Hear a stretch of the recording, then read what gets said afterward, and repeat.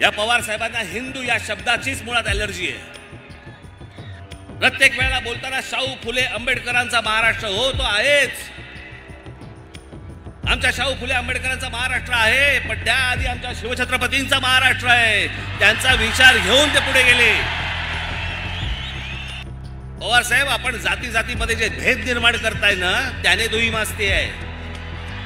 मी त्या दिवशी जेव्हा बोललो, आज आत्ता घरी जेव्हा जाल त्यावेळेला युट्यूब वरती काढून बघा, सर्व राष्ट्रवादी काँग्रेसच्या आतापर्यंतच्या सभा काढून बघा, कधीतरी शरद पवार साहेबांनी महाराजांचा, छत्रपती शिवाजी महाराजांचा उल्लेख केलाय का? आत्ता बोलायला सुरुवात झाली।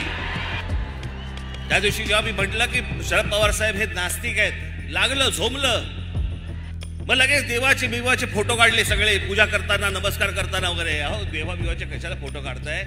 आपली कन्या लोकसभेमध्ये बोलली आहे की माझे वडील नास्तिक आहेत।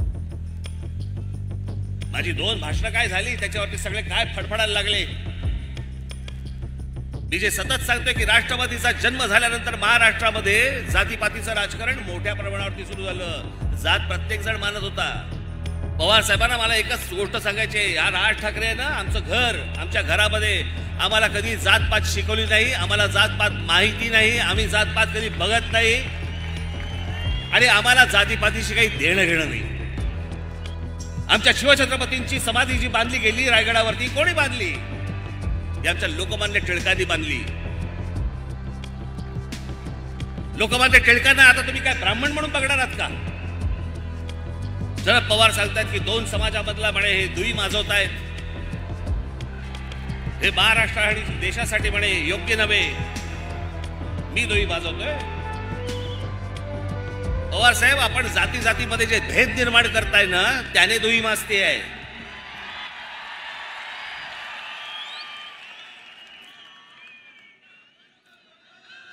प्रत्येक व्यक्ती जातीतनं बघायची।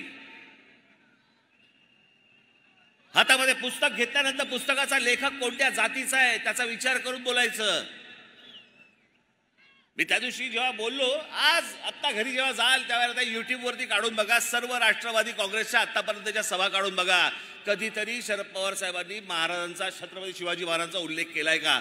आत्ता बोलायला सुरुवात झाली। आत्ता सुरुवात झाली मी बोलल्यावरती, तोपर्यंत काही नाही।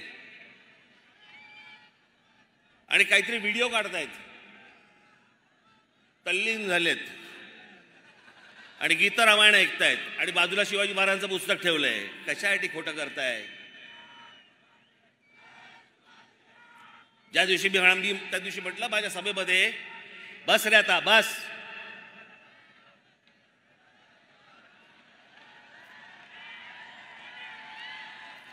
त्या दिवशी जेव्हा मी म्हटलं की शरद पवार साहेब हे नास्तिक आहेत, लागलं झोमलं,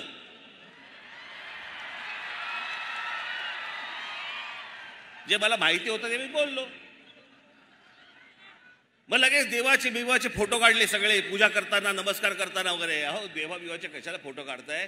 आपली कन्या लोकसभेमध्ये बोलली आहे की माझे वडील नास्तिक आहेत। आता याहून अधिक काय पुरावा देऊ मी? जिकडे सभा घेतायत तिकडे बोलतायत। राज ठाकरेंनी म्हणे त्यांच्या आजोबांची पुस्तकं वाचली पाहिजेत। अरे मी वाचली आहेत।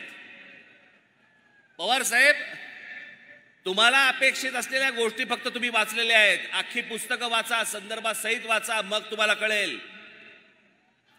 माझ्या आजोबांनी जे लिहून ठेवलंय ते जर समजा तुम्ही नीट वाचलं तर ते परिस्थितीला धरू नये, ते व्यक्तिसापेक्ष आहे, जातीपातीमध्ये भेद निर्माण करणारा नव्हे। हा आपला हिंदू धर्म मानणारा माणूस होता, तो त्याची पूजा करणारा माणूस होता। या धर्मामधल्या ज्या चुकीच्या गोष्टी होत्या त्या चुकीच्या गोष्टींवरती बोट दाखवणारा माणूस होता की हे गोष्ट होता का बरे। माझे आजोबा हे भटभिक्षुकीच्या विरोधात होते, धर्म मानणारा माणूस होता। म्हणून मी आज पवार साहेबांसाठी काही संदर्भ आणलेत।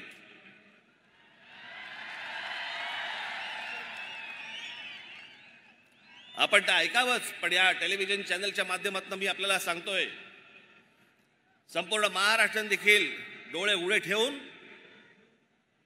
कान देऊन याच्या पुढची मी काही गोष्टी ज्या सांगणार त्या ऐकाव्यात। की ह्या लोकांनी कसं विष पसरवलं ते महाराष्ट्रामध्ये जातीचं. मी प्रबोधनकारांच्या काही पुस्तकं आणि त्यातले संदर्भ खास करून पवार साहेबांना सांगण्यासाठी म्हणून इथे लिहून आणलेत की जर जमलं तर आपण हे वाचावेत. पवार साहेब माझ्या आजोबांचं पहिलं पुस्तक आहे माझी जीवनगाथा. म्हणजे पहिलं पुस्तक म्हणजे शेवटचं पुस्तक त्यांचं, पण त्यांचं चरित्र आहे. त्याच्यामध्ये पान क्रमांक 101 वरती हिंदू धर्माच्या प्रचाराबाबत केलेलं काम आणि ख्रिश्चन मिशनरींना विरोध म्हणून हिंदू मिशनरी चळवळ स्थापन करणारा माझे आजोबा होते.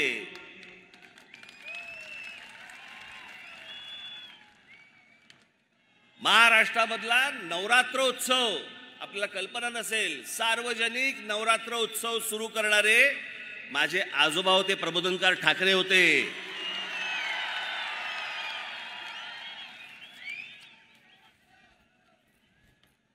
त्यांचं एक पुस्तक आहे ऊठ मराठ्या ऊठ. या पुस्तकामध्ये हिंदू धर्मीयांवरच्या अत्याचाराबाबतची माहिती आहे. पवारसाहेब जरूर वाचा. प्रबोधनमधील प्रबोधनकार यांचा खंड क्रमांक 1 प्रतापगडावरच्या भवानीवरचं संकट हे वाचा. रायगडचे ग्रामण्य वाचा. राष्ट्रसेवा हिंदूंचा राजधर्म वाचा. आपल्याला जेवढं पाहिजे ना तेवढंच वाचू नये. हे जे विष या माणसाने जे कालवलं ना, मी जे सतत सांगतोय की राष्ट्रवादीचा जन्म झाल्यानंतर महाराष्ट्रामध्ये जातीपातीचं राजकारण मोठ्या प्रमाणावरती सुरू झालं. जात प्रत्येक जण मानत होता, जात प्रत्येकाला प्रिय होती, पण दुसऱ्या जातीबद्दलचा द्वेष हा राष्ट्रवादी काँग्रेसच्या जन्मानंतर सुरू झाला.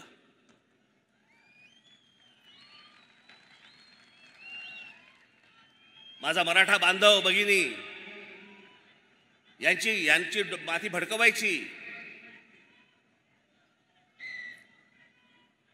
मग कोणतरी जेम्स लेन सारखा एक माणूस उभा करायचा, मग त्यांनी काहीतरी पुस्तक लिहिलं, त्या पुस्तकामधले काहीतरी गोष्टी काढायच्या. आणि ज्या माणसाने संपूर्ण महाराष्ट्रात नव्हे तर देशात छत्रपती शिवाजी महाराज घराघरापर्यंत पोहोचवले, त्यांच्या वृद्धापकाळामध्ये पवार साहेबांनी आमच्या बाबासाहेब पुरंदरेंना त्रास द्यायला सुरुवात केली. कशासाठी? की ते ब्राह्मण आहेत म्हणून. पवार साहेबांना मला एकच गोष्ट सांगायची आहे, हा राज ठाकरे ना, आमचं घर, आमच्या घरामध्ये आम्हाला कधी जातपात शिकवली नाही, आम्हाला जातपात माहिती नाही, आम्ही जातपात कधी बघत नाही आणि आम्हाला जातीपातीशी काही देणं घेणं नाही. मी ज्याच्याकडे जातो ती व्यक्ती त्या व्यक्तीकडे जातो. मी जात बघून जात नाही, जात बघून पुस्तकं वाचत नाही. तुमच्या मतांच्या राजकारणासाठी हे सगळं ध्रुवीकरण करायचं जर एवढंच आहे तर मग रायगडावरची समाधी ही कोणी बांधली? आमच्या शिवछत्रपतींची समाधी जी बांधली गेली रायगडावरती कोणी बांधली? ही आमच्या लोकमान्य टिळकांनी बांधली. लोकमान्य टिळकांना आता तुम्ही काय ब्राह्मण म्हणून बघणार आहात का? लोकमान्य टिळकांनी ज्यावेळेला स्वतःचं पहिलं वर्तमानपत्र काढलं, त्या वर्तमानपत्राचं पहिलं नाव काय? मराठा. हे पवार साहेब कधी सांगणार नाहीत. आता जेम्स लेन, इतकी वर्ष बघा हे माणसं सत्तेमध्ये होती, खेचून आणायचा होता त्या जेम्स लेनला, विचारायचा होता तुला कोणी सांगितलं हे? त्या जेम्स लेनची आता इंडिया टुडेने मुलाखत घेतली. त्या मुलाखतीमधले फक्त 4 प्रश्न मी तुम्हाला दाखवायला आणलेत. ते 4 प्रश्न फक्त आपण बघून घ्या. दाखव रे. 1 मिनिट थांबा. ही जेम्स लेनची मुलाखतीतला काही भाग आहे. छत्रपती शिवाजी महाराजांची अपमानकारक माहिती तुम्हाला कोणी पुरवली होती? तुम्ही प्रश्न चुकीच्या पद्धतीने विचारत आहात. हे जेम्स लेन सांगतोय, मला कोणीही माहिती पुरवली नाही. माझं पुस्तक लोकांमध्ये प्रचलित असलेल्या कथांबद्दल आहे. या कथा सांगत असलेल्या लोकांनी नरेटिव्ह सेट करून ठेवलं त्याबद्दल आहे. काही लोक रामदास यांना शिवाजी महाराजांचे गुरु मानतात, तर काही तुकाराम महाराज यांना शिवाजी महाराजांचे गुरु मानतात. यातलं खरं काय आहे त्यात मला काही रस नाही. पण एक गट पहिल्या नरेटिव्हच्या बाजूने आहे तर दुसरा दुसऱ्या नरेटिव्हच्या बाजूने आहे. असं का? पुढे तुमच्याकडे असलेल्या अपमानकारक माहितीचा आधार काय? जेम्स लेन, माझं पुस्तक काळजीपूर्वक वाचणाऱ्यांच्या लक्षात येईल की मी कुठलंही ऐतिहासिक तथ्य मांडल्याचा दावा केलेला नाही. मी शिवाजी महाराजांचा अपमान केलाय अशी टीका करणाऱ्यांनी चुकीचा अर्थ काढलाय. पुन्हा सांगतो, मी कथांबद्दल बोलतोय, इतिहासातील तथ्यांबद्दल नाही. पुढे, या विषयाबाबत तुमचं बाबासाहेब पुरंदरेंशी बोलणं झालं होतं का? त्यांचं म्हणणं काय होतं? मी कधीही बाबासाहेब पुरंदरेंशी एका शब्दानेही बोललेलो नाही. पुढे, महाराजांबद्दलचे अपमानकारक शब्द तुम्ही मागे घेतले ते कशामुळे? युक्तिवाद करताना मी पुरेशी काळजी घेतली नाही, त्याचा परिणाम इतरांना भोगावा लागला. ज्याच्यावरनं 10-15 वर्ष राजकारण केले या महाराष्ट्रामध्ये पवार साहेब तुम्ही, तो जेम्स लेन सांगतो मी कोणालाही भेटलेलो नाहीये आणि ते माझं ऐतिहासिक पुस्तक, माझ्या त्यामध्ये इतिहास नाहीये. तुमची केंद्रामध्ये सत्ता होती, तुम्ही कृषी मंत्री होतात, का नाही फरफटत आणला त्याला? का महाराष्ट्राची डोकी फिरवली?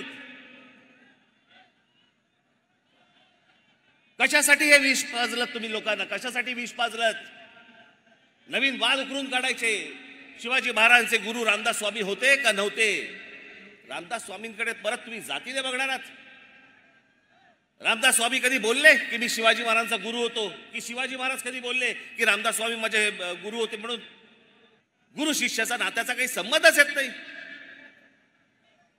जे रामदास स्वामीने आजपर्यंत जे शिवाजी महाराजांवरती लिहून ठेवलेलं आहे ना, मी त्याच्या इतकं उत्कृष्ट शिवाजी महाराजांवरती लिहिलेलं आजपर्यंत कुठेही वाचलेलं नाही. जे त्यांनी लिहून ठेवलंय ना, निश्चयाचा महामेरू, बहुत जनासे आधारू, अखंड स्थितीचा निर्धारू, श्रीमंत योगी, त्याच्यातल्या फक्त शेवटच्या 3 ओळी वाचून दाखवतो. लाऊडस्पीकरवरती येणार पण थोड्या वेळाने.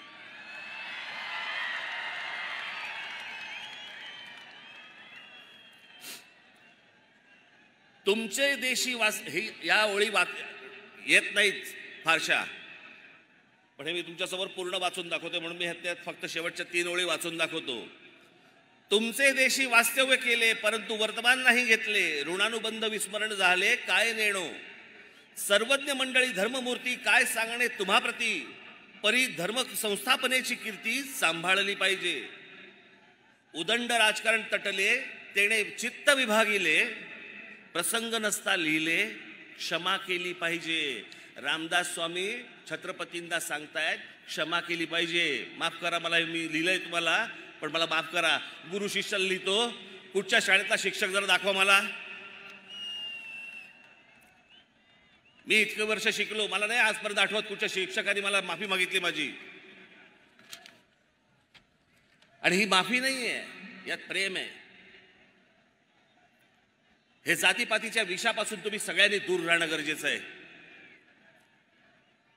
या पवार साहेबांना हिंदू या शब्दाचीच मुळात ॲलर्जी आहे.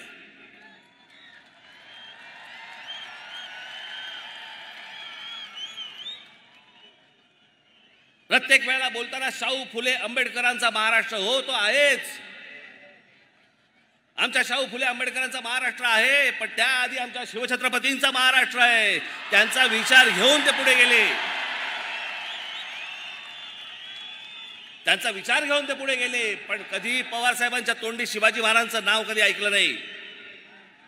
मी आता काढल्यानंतर आता बोलायला लागले.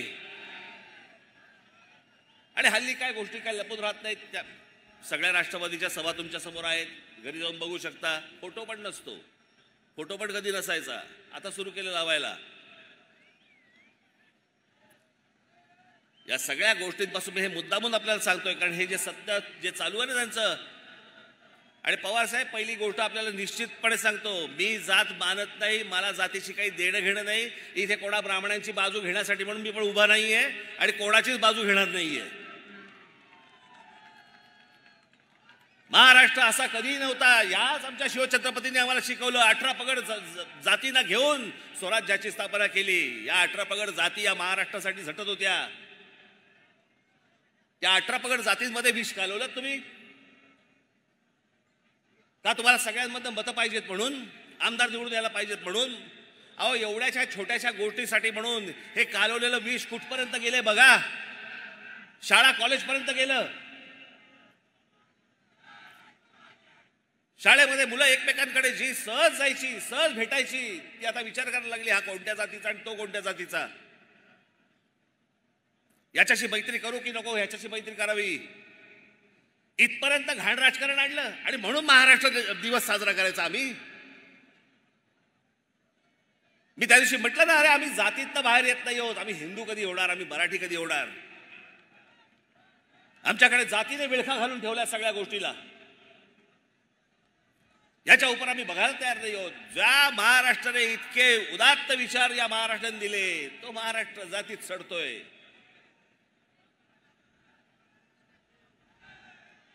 त्याचा दिवस साजरा करायचा आम्ही.